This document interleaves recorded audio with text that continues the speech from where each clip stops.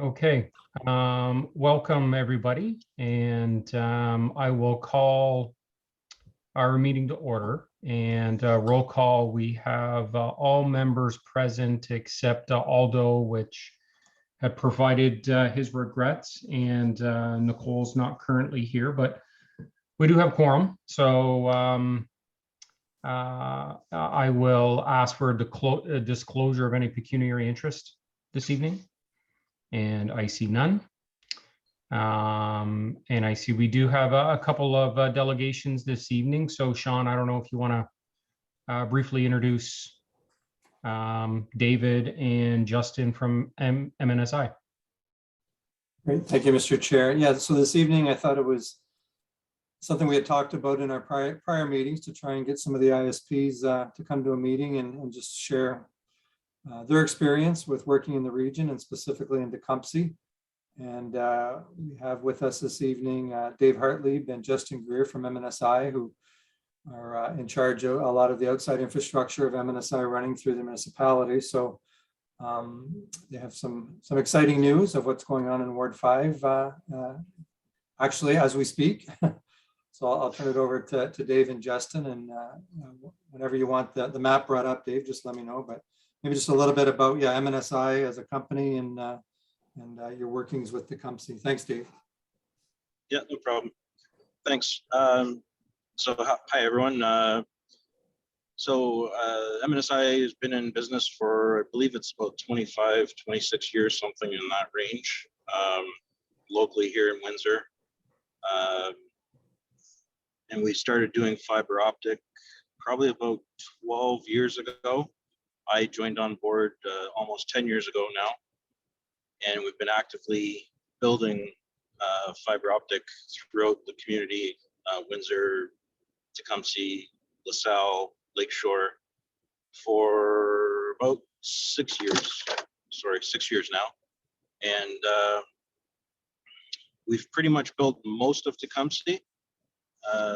The project that we're currently doing now is we're starting in Oldcastle and heading down east on North Talbot Road, and then jumping up to County Road 46 over to, Sean's got the map up there, over to Malden Road, south on Malden to North, or Talbot, I guess it's called, County Road 34, and heading towards Essex. So you guys were the first permit on the route out towards Essex. So we're going to be building all along those roads, servicing all the customers along there if they want service. And go from there. And then we're going to head over, once we get into the Malden Road, County Road 34, we will be heading back east a little bit as far as where it ties into number 3 highway. Eventually, it wasn't part of this permit, but it will be.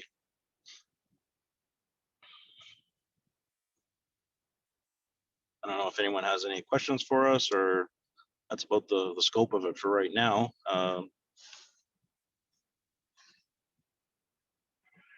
Just on that, we did a little work to see actually how many businesses you're picking up for us in the south end, and our GIS group came up with this drawing showing access to your new run. I think there was in the legend here it shows about 100. You probably know the numbers better than I, but about 180 possible connections, including 15 business or commercial, and then there is that new subdivision at which I think you're already there, or you're going by it up here at North Talbot and the 8th concession, Oldcastle Heights. So that will also come into play. Yeah.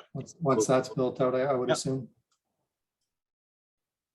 Yeah, we would go in joint trench with the other utilities, with the hydro and any other telecoms that might want to be in on that as well.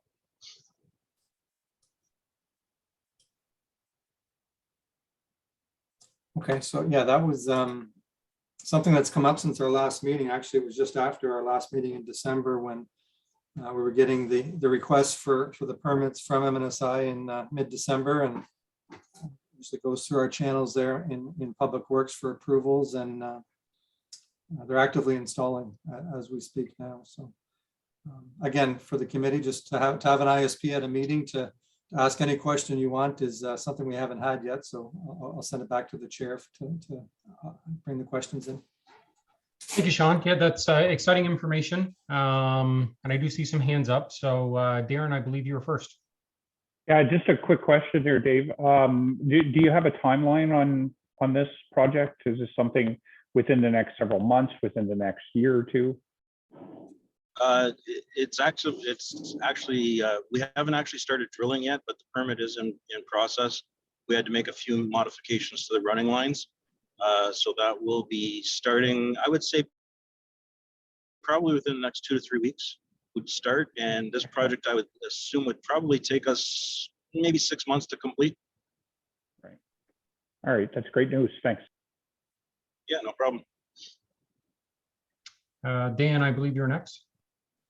Yes, and thank you very much, Mr. Chair. And thank you, MNSI, for joining us here today. I guess I'll bring up the elephant in the room here as a long-term or used to be a long-term MNSI customer since 1997, I believe, if I'm not mistaken. I do value your services. However, I think what I'm curious about is these areas that you're planning to service are somewhat highly populated, or higher population, I should say. And I guess our concern here is, how do we address the more rural areas? And I am, for one, very much interested in that aspect personally, because I seem to be about maybe 1 kilometer away from your proposed service location. And while I'm very happy for the rest of the folks that are out there, myself and my neighbors and the businesses around me have absolutely no service here. So I was wondering if MNSI has any plans or any thoughts on how that could be addressed, or if that will be addressed, or if that's something that's considered. Thank you. At this time, it hasn't been considered, I'll be honest with you. The problem is that if we're going down rural roads and the population density isn't high enough, it gets to be pretty costly. Now, that's not to say that we wouldn't do some of those areas if there's a potential down the road of a subdivision, or even if the population on a road is high enough that it would make sense to us. And it all depends on the method that we have to provide our services there. If we could plow down the side of a road, it's about 1/3 of the cost than if we have to actually directionally drill it. So if that's a possibility down some of these rural roads, then that's definitely something that we can look at. And we don't mind, actually, if you guys could identify to us areas that are in desperate need, we can definitely look at them and make a business decision based on that.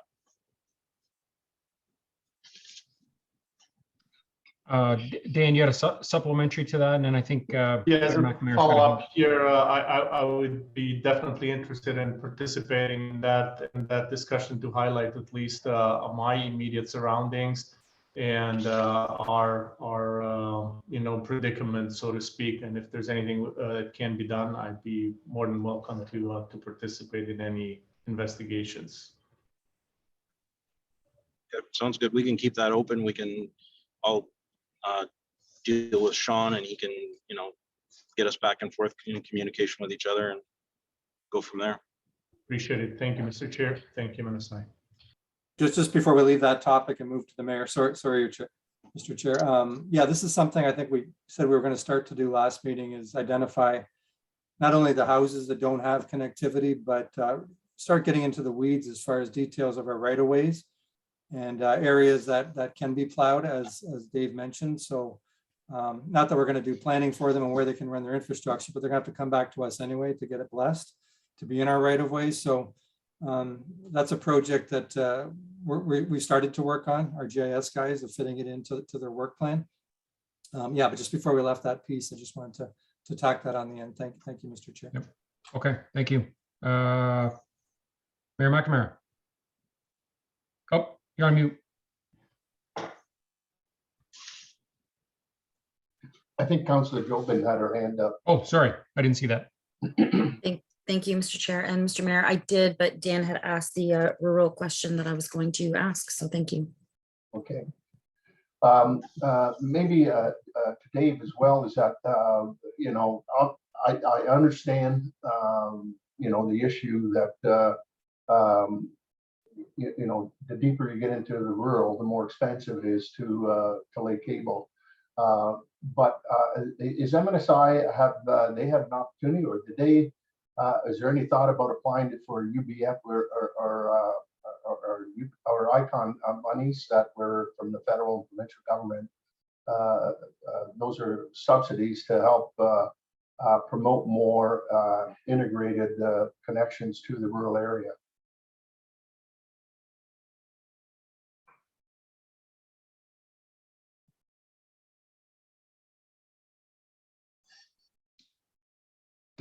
Dave, are you still there?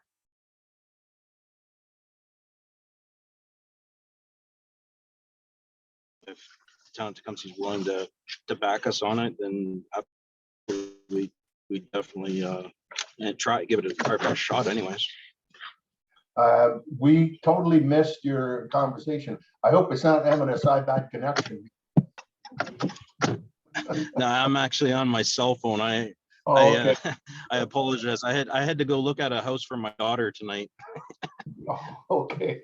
No, I'm just kidding. I'm a very happy MNSI customer. But we did miss your, you know, the question, or do I need to, you know, to repeat the question? Is it just my phone that's breaking up here, guys? Yeah, I think so.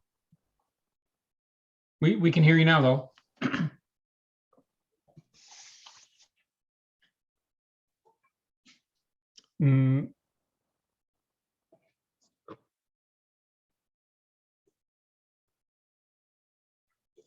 Maybe we can follow up with him just on that question. Sure. Or yeah, email him the question over and see how we can work a little more closely to access those funds if they need some more information. If I may, Mr. Chair, maybe to Sean, to the comment being made, Sean, you know, earlier that we talked about how do we, you know, move out into more rural areas in certain communities. If we can identify those areas again, and we certainly, I know through my involvement with SWIFT and others, could certainly try to look at, you know, if there is opportunities for us, certainly here. We're waiting diligently on the ANSIP program that the provincial government has announced. I mean, they've made some announcements in various counties in southwestern Ontario, but they're on the reverse auctions, but we haven't heard anything here in you know, in Essex. So, but if there's certainly opportunities to you know, access some of the UBF monies and ICON monies, I mean, it'd be worthwhile, because if we could accelerate any opportunity to help folks like Dan and others within the community to accelerate, in particular when you're already you're laying cable, and it, you know, and I've heard those stories from very other parts of the county. I'm only half a kilometer away. I'm only a kilometer away, and you know, can you do something for me, and so forth. But I guess at the end of the day, it's the business case. But the whole intent is to try to connect everybody, right? So I think it's gonna be important, Sean, that we do that and identify those areas, maybe work with ISPs like MNSI and to see if there's opportunities for them to get some subsidy to accelerate those connections. Sean, Yeah, just to the mayor's point, before we move to Darren, the mapping. So we did that the broadband speed test last year, that campaign. So that helped kind of roughly narrow the areas of the haves and the have-nots. But now, as part of these requests coming forward by the ISPs to build out Tecumseh, we're taking those construction drawings and consuming those into our own GIS to really get down and pinpointing even further the areas you're talking about and defining it. So I think the more accurately we define those areas, the better it'll be to take it now, and not that we're shovel ready, but to take that information to the powers to be for grants or ISPs and that kind of thing going forward. Well, yeah, if I may, Mr. Chair, just on that comment, I think that's going to be critical. You know, those I call them the weak links that are out there, those that are not that, 50-10, which, the mapping on the CRTC and so forth, and a lot of it that, even the government has utilized are outdated, and they don't show the clear picture of certain parts in our community. If we were to go, that honeycomb, or I call it that grid that, CRTC put in, if you look at that and you look at who we are in position as Tecumseh in that area, according to CRTC, in that we're covered, but we're not. And I'm sure Dan would agree with that we are not even close to being covered. And so I think it's important to showcase the area and say, hey, see this, we do have issues in our area. Darren, you had your hand up? Oh, Yes, thank you, Mr. Chair. Just did, and I don't know if we've lost Dave or if he could answer this, or maybe if we are going to send an email and sort of follow up a quick question to ask of him, is that these customers like Dan and Aldo and others who are very close to where this fiber line is going to run, is it possible to do that last mile over the copper infrastructure that exists there? In order to, you're a kilometer away, you could run copper from the copper already exists down the street. Is there a way for them to utilize that, or is that not available to them from those points? If you'd have that equipment along that line somewhere, it'd be a way to maybe service some of those clients that are close by but not quite there for the fiber yet until you branch the fiber into those streets. Can everyone hear me again now? yep. Yes, we can. Thank you. Okay, perfect. Thank you. Sorry. Yeah, sorry about that. For some reason, when we pulled into our driveway, it just cut right out on me. I have no idea why. Unfortunately, the copper would not be an option for us. It's just we wouldn't be able to do that. How can I? We actually run fiber directly right into the house, and it ties directly into our modems. And then that way, then we could use, we use copper within the house to get it from point A to point B, but not outside the home. It has to be. Yeah, that answers it. I know that there are availability to use that, but I didn't know if that was something you guys had the infrastructure to do. Yeah, no, our system's not set up that way. It's set up to be fiber directly to the. All right, thanks. Yeah. Councillor Jobin. Yep. And then Dan. Thank you, through Mr. Chair, to Dave. If I'm going to be sharing the map, as I was just in receipt of it tonight, that is going to be servicing the area. I'm going to share it on social media. Now, would you have met with or submitted notification to the landowners where you're doing all of the lasering and all the locates? Would the landowners be notified already? How do they know that they're being provided the service? As I haven't gotten any calls. I know what was going on, and I was surprised people weren't calling me, but Once I share it on social media, I'm sure I'll be getting some questions. Yeah, I'm pretty sure that almost everyone in the area has now been notified. They would have received letters at their door or some kind of a door knocker to indicate that we are coming into the area. I'm pretty sure, yeah, we've been receiving quite a few phone calls from on County Road 34 already, and we're actually starting at the other end of the project. So yeah, I'm almost positive that the contractor has already distributed all the flyers, or at least most of them anyways. Okay, well, no, I felt like maybe a designated area, if I were to share it, the entire map, if there would be an extension of where you are right now, people being concerned, but okay, fantastic, thank you. No problem. And I do see we had our other delegate who had his hand up. So I'll open the floor and allow you to ask a question. Thank you, Mr. Chair. Just to speak to, I think Dave was talking about letters of support in order for them to apply for some grant funding. And on behalf of Connecting Windsor-Essex, we would be happy to supply a letter of support to MNSI. That's great.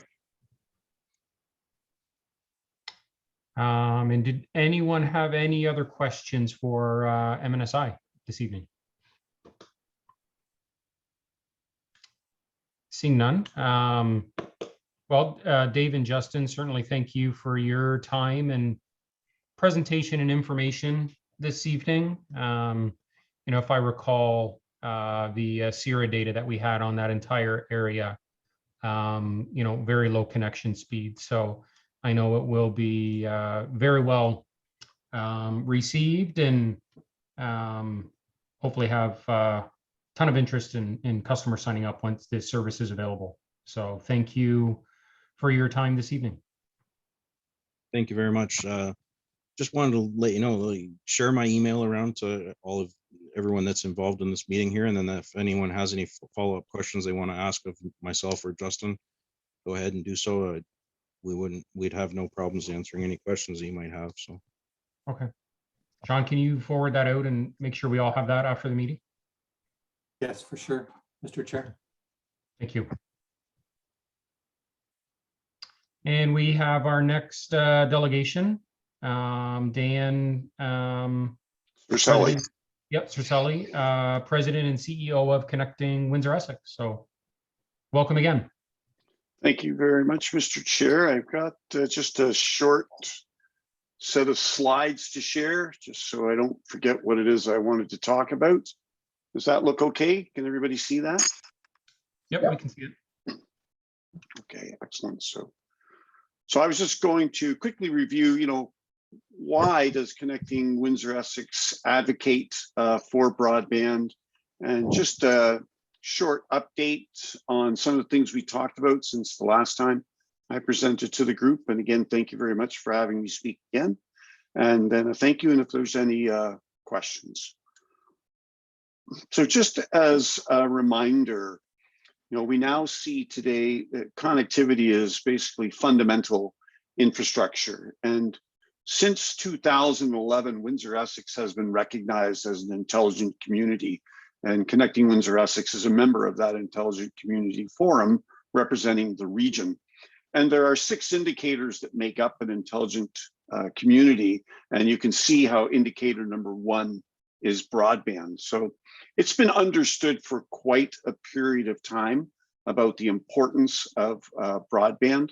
And then I also just grabbed a little piece out of the CRTC information and the ruling that they made back in December of 2016, recognizing that access to broadband is now a Canadian right.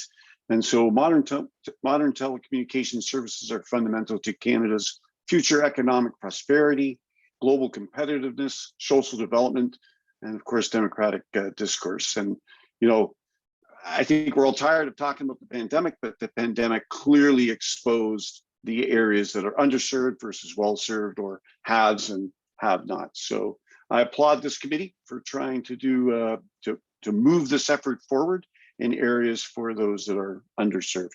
And we're always happy to help in any way we can. So serving the underserved, and how do we get to the underserved? The last time we spoke, I went through a series of, what are the choices that we look at? What are the opportunities that we look at? And the Universal Broadband Fund, Mr. Mayor mentioned that already. That's a fund that's available. Of course, the SWIFT funding that's available, the Canada Community Revitalization Fund, which is a grant that Connecting Windsor Essex is the lead participant in. And of course, I talked about we are participating in doing some Starlink testing. So I thought I'd just give an update on these things here. Across Ontario, funds have been awarded since it was March, April, and August of 2021 was the last time some funding was available to carriers across Ontario.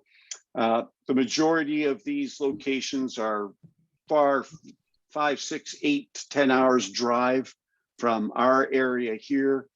We did see Cogeco get some funding for Jerseyville, and for Florence, only about an hour, 2 hours east of our area, but that's the extent of where our geography has been able to see any benefit to the Universal Broadband Fund. And I haven't heard of any new announcements coming in the near future. And then of course, SWIFT, and SWIFT has been very generous to the region with close to $20 million of investment in the area. We're going to see a lot of these things come to fruition before the end of this year. And one of the areas, Stony Point, is on the radar for Connecting Windsor Essex. We have a number of public sector facilities in that small little corner, and we're able to engage with Tech Savvy to bring the services to those locations. So one of the things that Connecting Windsor Essex is always trying to do is we're watching for broadband expansion, and we're working with all of the carriers that we can. And if you're passing by one of our public sector facilities, we're interested in receiving those services. We try to act as anchor tenants, if you will, and hopefully provide, it doesn't satisfy the complete return on investment model like Dave was talking about, very difficult to get to very, very rural areas. But when we can act as an anchor tenant, when we can reward 5 and 10-year agreements, we hope that helps attract the carriers to move into those areas. And then finally, the lead participant in the grant application for about $500,000, and that's to support broadband expansion in the underserved areas in Lakeshore. Part of the agreement also provides some free Wi-Fi to the downtown Lakeshore area, as well as a couple baseball diamonds in Woodsley and Bell River. But we're still waiting to hear the results of the application. The last we heard is we are trending positively. So we do expect to be provided the grant. We're just waiting.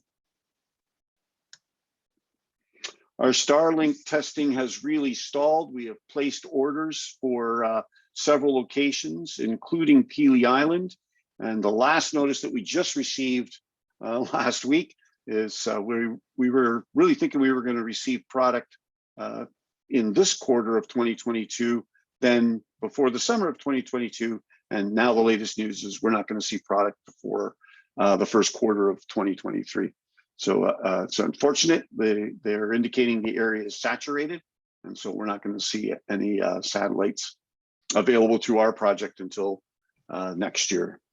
Interesting though, they did announce a new premium service that will be available by Q2 of 2022.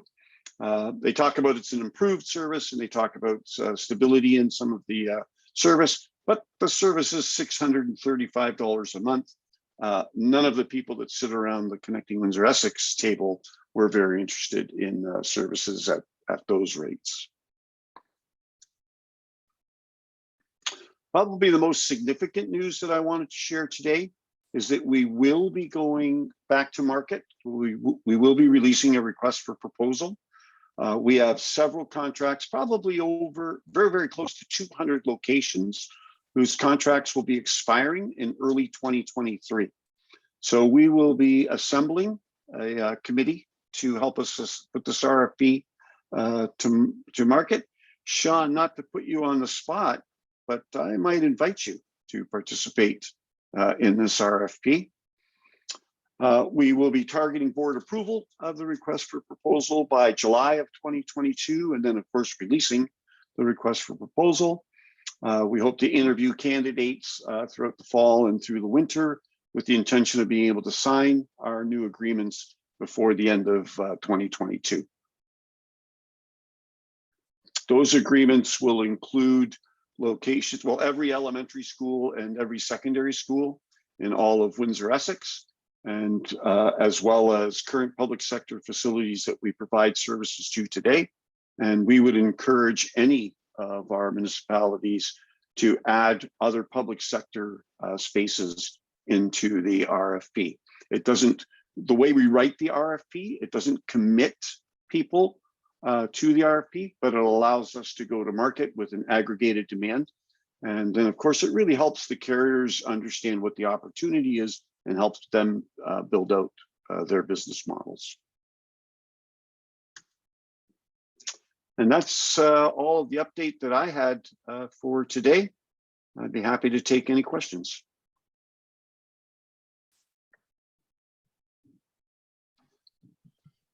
Thank you very much. I can't see everybody on the screen, but does any of the committee members have any questions?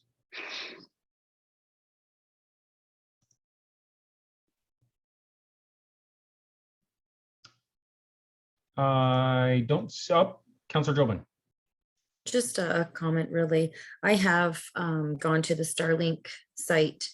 Even just now I did it, and it's changed a couple times, but today, yes, it's saying again 2023, it's saturated, but mine would be 129 a month for service, which is expensive. But what would determine the higher service based upon location?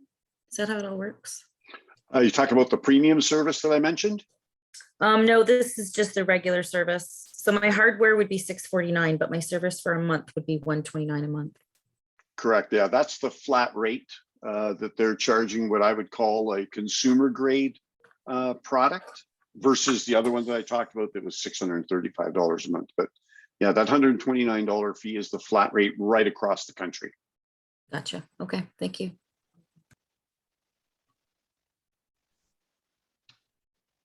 Any other questions for Dan? Sean. Sorry. Thank you, Mr. Chair. Dan, I had an email from a municipality down east. They're doing a survey to all the municipalities in Ontario about, was anybody doing any public-private partnerships? And by that, I mean, the municipality might run the duct as a local improvement, charge the landowners, and then the private side would come in and use that duct. Similar to what you do in a subdivision, right? Where instead of running it 3 times, you would share a duct. Have you ever seen that in your experience, or that model working locally or anywhere else? We did a proposal quite some time ago, probably a little bit more in depth than just doing conduit, but I know that exists. I can't say specific areas. I know there was an area out west in Alberta that engaged in that, a small town, I think just south of Calgary. Very same situation like Dan was talking about, you know, like just look 2 kilometers, 5 kilometers that way there, they've got everything and we've got a small community here and have nothing. What can we do? And so there was an engagement, as you mentioned, a public-private engagement to help bring the service to the area. So it's not unheard of. Okay, yeah, it's on our list of things to explore, or opportunities to explore, and we have done some research on it. But yeah, it was just timely that survey came in. Obviously, I asked for the results of the survey once it's completed, so I'll share that with the group once we get it. Yeah. And I can reach into our intelligent community group to learn of other smaller communities that may have done the exact same sort of thing, just to get some ideas in terms of how did it come about, what were the costs engaged, and that sort of stuff, Sean. Great, thank you. Mayor McNamara. Thank you, Mr. Chair. Just on that point too, Dan, I'm looking at it maybe in a different perspective too, is that there's, and I'm sure Dan would appreciate having that problem, but when you look at all the different ISPs that put in, projects in the community, folks are project exhausted. And, you've got, everybody wants their own personal corridor and so forth. And it creates obviously a lot of problems, because then our municipal right-of-ways become a unbelievable traffic underground. And if we're doing any type of work like water mains or water connections, so forth, then you've got maybe 5 or 6 different ISPs. You've got water, you've got hydro, you've got all other services that connect to the house, and it creates a problem. It'd be nice, and I think if it would be more bundle or package, that they would have one corridor for them to put their services in. And the other issue too is that even the municipality, we're gonna, we're actually looking at doing quite a sizable project of streetscaping on Tecumseh Road as a great example. And we're going to spend upwards of 30+ million. And all we need is somebody to come down a year down the road, say, oh, I'm gonna change my copper to fiber, and they start potholing, the development. So I think some of the municipalities are, and I know this was dealt with years ago when FCM, the Federation of Canadian Municipalities, challenged the CRTC and said, look, we should be able to protect our corridors. And we kind of, not really, we lost that one, that battle. But is there any opportunity like for us? Because I believe that when we're going to be doing our corridor, we want to, put one area and deal with the laterals and whatever, but they need to channel all of their infrastructure within a certain corridor without displacing infrastructure, which is very costly to municipalities, very costly in public relations to municipalities, and it would make a lot of sense if somehow, and I'm looking to you, maybe talking with a lot of the folks, they just don't want to share right-of-ways, but there has to be a better system in order for us to be able to accommodate the delivery of those services. Mr. Mayor, I couldn't agree with you more. In LaSalle, where I am, I lived through 3 separate construction projects to bring the exact same service to my home. So I have 3 different carriers with the same service. And though I'm very grateful to have that kind of service available, I really saw it as, what a shame, wasting dollars, wasting time. And we see downtown Windsor is so convoluted with legacy connectivity that no one can even get into the area to bring it up to current modern services. So I think your idea and your notion is the right one. When you have major projects like you're talking about, put in that infrastructure and find a way to allow the carriers to share that piece of infrastructure, that conduit. I'm sure we can learn from the carriers what they would need in terms of conduit, and I'm certain something can be worked out between the 2 of them.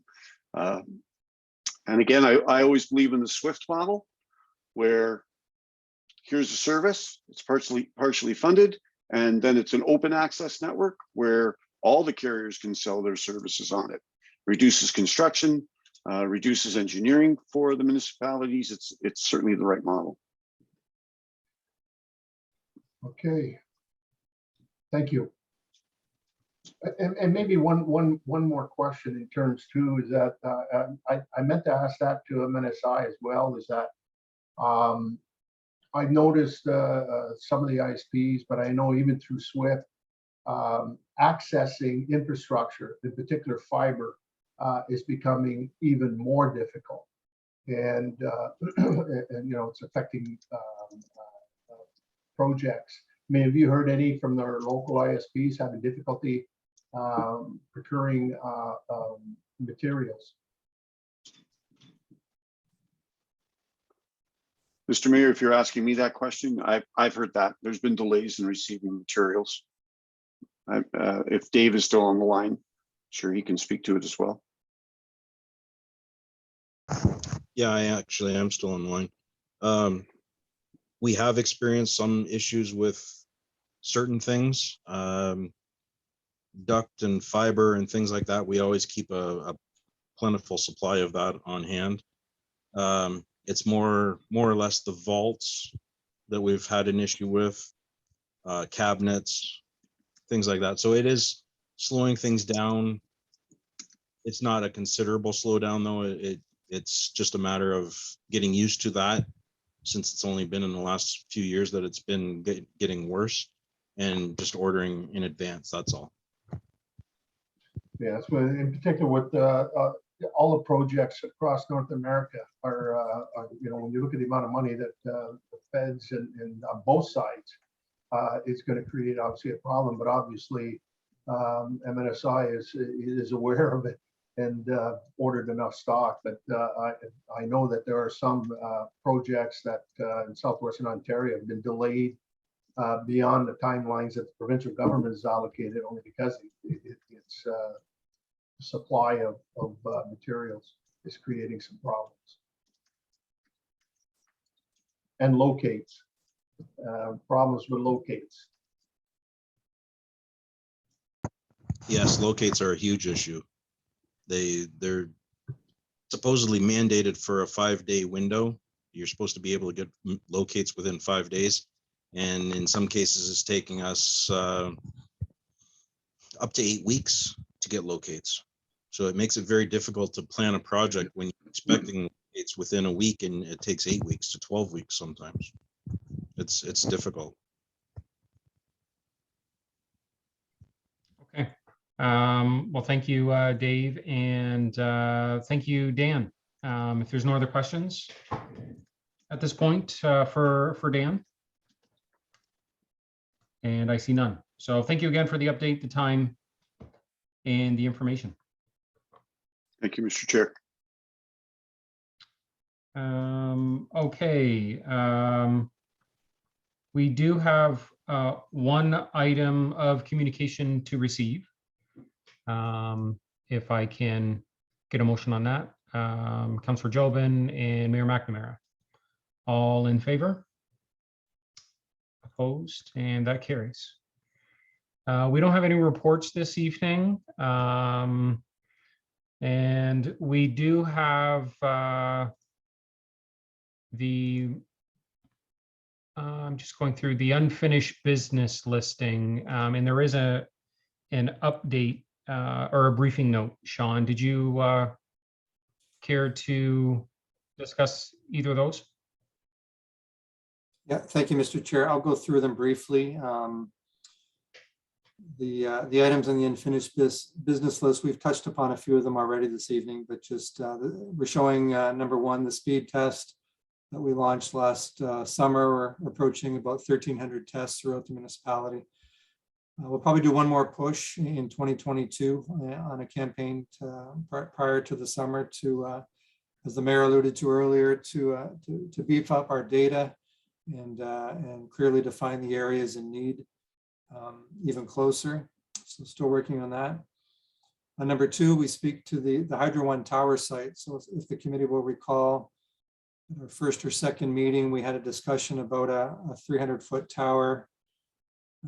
Very just down here, Half Manning Road. Actually, it's in my backyard, but that would benefit a lot of our residents in Ward 5 who don't have at least immediate access or near future access to any of the 50-10 speeds we're talking about. So since our meeting in December, we have had subsequent meetings. And again, it reminds you the purpose of this committee is not always necessarily to solve the problems, but at least have the right players at the table to get the dialogue going. And we've done just that very recently in getting folks to these tables that haven't met or talked to before. So they've done the virtual handshake, and I would sit in on the initial discussion and exchange the virtual business cards, and are carrying on those conversations to partner on the private side. So we don't really have a role to play other than starting the dialogue. So we've had some really good success, some really good initial meetings, and I hope the fruits of our labor will shine soon in that providing some of that 50-10 connectivity on the wireless side as we await the future of fiber to the door for a lot of our rural residents that just we don't see it in the near future as this wireless solution. So, some good discussions on that front for that site. The short-term and long-term action plan. So those are both things that are basically living, breathing documents. They're not officially noted, but the points on here are still to identify underserved areas, continue to identify and meet with ISPs, which obviously we've done tonight and continue to do so. Engage third-party private sector resources. So we're having those discussions, not only with ISPs, but those companies that actually install this infrastructure to just to get our head around the costs, the barriers and that kind of thing that they're facing, and whatever we can do to facilitate and going forward, research going forward, is if there are other public-private partnership opportunities, again, continue to do our research on what that actually means, and if we have a role to play there. About a letter of support is excellent, but if there's other things that we can do as a municipality to help move the process along, we're continuing to explore that. And then the long-term action plan, we're lucky enough to have the mayor with his connections through SWIFT and the province to keep us well informed and updated on any opportunities that arise, in addition to Dan with Connecting Windsor-Essex. So monitoring those opportunities, utilizing the resources of CWE, which again, we had an update here tonight from Dan, investigating the feasibility of public-private, and we haven't really got into this proper yet, but I'm seeing the last one here is introduce the economic development component. So we do have a bit of a redefinition of the role of economic development within our organization, and we've had some preliminary discussions on that front with the way that works now within the organization. So those are seeds we'll continue to plant, and it's good that that the more exposure that this group, that our committee, the Rural Broadband Committee, gets, not only within the community, but within our own organization of the town. I'm getting looped into conversations that I might not have been looped into in the past, as far as, well, the MNSI is a perfect example tonight of Public Works came to me early on when the MNSI first came to them. Hey, Sean, what do you think? Is this something your group would like to update your group on, and have those discussions as they're happening real time instead of going back after the fact. So our public continue to promote ourselves, not only within our organization, but within the community. Number 6 was maintaining our contacts and our networks with ISPs. We've done that. We promised to come to council now. This is our 3rd or 4th meeting of this group. So an update coming back to council to let them know what we've been up to. We've had a few wins, and just update them. They get the minutes of these meetings, but something we promised to do in a Q1. But I'm targeting the April 26th regular council meeting to bring a report to council, identifying all the things on this list and more of what we've been doing on this committee. Number 9 was, number 8, Dan spoke to the Starlink test, and we've been updated on that. And then municipally owned infrastructure, I spoke about that tonight already with that survey and some of the information that Dan was going to look into for us. And Red Oak Technologies, that discussion was prior to our December meeting. That was a company that kind of helps you get into the design when the time comes. So it's still a little premature now, but it's still there as an outstanding item on the list. So Mr. Chair, that's it for old business, or unfinished business, or ongoing business, I guess. So Yep, okay. Our report for tonight. Thank you. Yep, thank you. And that brings us to new business. And I think as Mayor McNamara had asked the question earlier to MNSI, maybe one takeaway from the meeting today is, connecting any of those grant opportunities or grant information, if we can help with that last mile connection, how we may be able to facilitate those applications. And as Dan had said, from CWE, if there's any letters of support. So maybe just one takeaway from the earlier discussions that we had is how we can assist in any way with providing that information over to MNSI. Did anyone else have any new business for this evening? Sean. Thank you, Mr. Chair. We did receive some correspondence through the CAO's office earlier this week.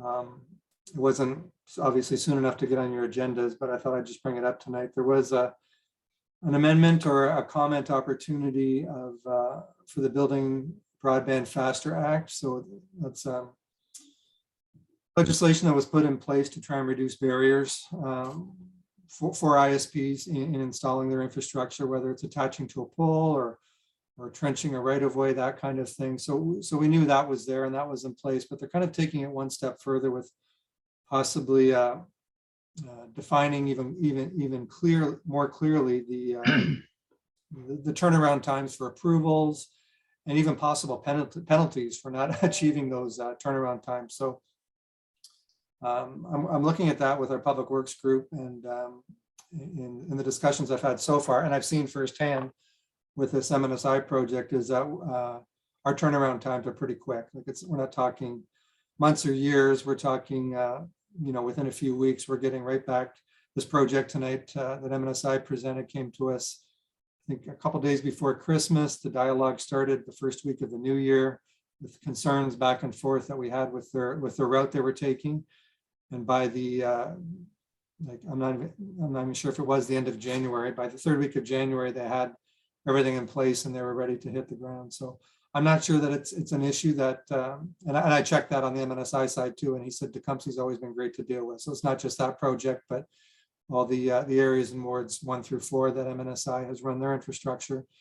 Never a problem in Tecumseh. So that's good to get a nice positive review from a contractor on how we process those permits. So we will look at it a little closer, and there is a review period, and we do have a comment period that expires, I think it was April 22nd, that we can get back to them. So I'll circulate that to the group, to the committee, and read it at your leisure. If there's any red flags that you see, please let us know and we'll submit comments on your behalf. But that's just like literally it just came in yesterday, so we're still actively digesting that correspondence. But I just wanted to update the group on that tonight.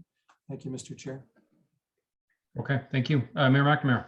Yeah, thanks for bringing that up, Sean. I think it's the big thing too, the timing. I mean, on clear-cut projects or adding on to the pieces. I mean, and if you're dealing with one or maybe two agencies, it may be manageable. But if you look at in more complex situations where you're dealing with agencies and getting the okay and permits like ERCA, the use of Hydro One poles, and then you might have two different utilities that you got to deal with.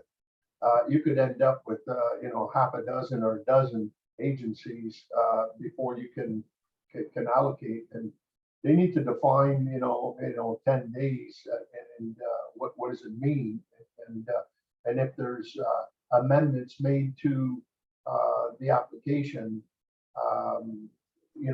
does the meter restart? Does the meter continue, or is it still within that window? So there's a whole host of things. So I'm glad that administratively, be able to maybe flush out some other issues that might come, pressures to bear on that. Because I can tell you my experience with the 96 projects we had with SWIFT today, there are some that were extremely difficult. And one of them was actually through Lakeshore, the Stony Point one, where it took not weeks, took months in order for them to get the permitting from Lakeshore. And so I don't know if it's a push, from ISPs and so forth, but sometimes they tend to forget that we have a lot of issues to deal with, to allow permits and so forth. So I'm a little concerned, and I'm going to wear my municipal hat.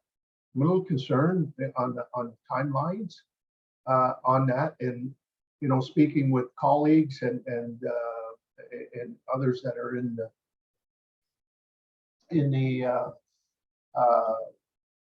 the fiber business and so forth, that are delivering, like our executive director from SWIFT, he has some concerns as well. That's why I flagged it to the SWIFT executive. But time will tell. If this will end up being a piece of legislation that will be mandated in 10 days.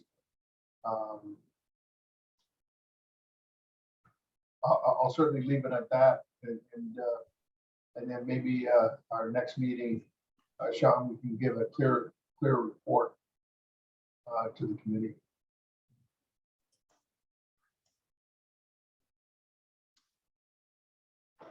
Thank you, Mayor McNamara. Does anyone else have any new business? And I'm seeing none. Christina, what do we have tentatively for, I guess, our next meeting? Thank you, Mr. Chair. We would be looking to hold our next meeting in June, in keeping with the Wednesday nights that seem to work well with all the committee members. We would be looking at Wednesday, June the 22nd, if that is agreeable. That might be an issue for me, but you don't have to change that, because I know the Great Lakes and St. Lawrence initiative is on the 22nd, 23rd, 24th. If possible, could we move it up then, keeping with a Wednesday, just a different Wednesday to accommodate Mr. Mayor? So alternatively, we could look at Wednesday, June the 8th, which would be the second Wednesday in June. So it would be opposite of the county council meetings. Yep, that would work. Great. I will send out an Outlook invitation for June the 8th. Yep. Okay.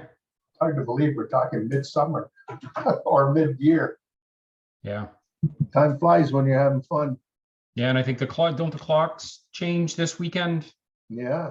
as well. Yeah, spring has sprung, or hopefully spring will, Well, spring forward. there's supposed to be what do they call them now? The new norm, or they're not new norm, but new atmospheric bomb.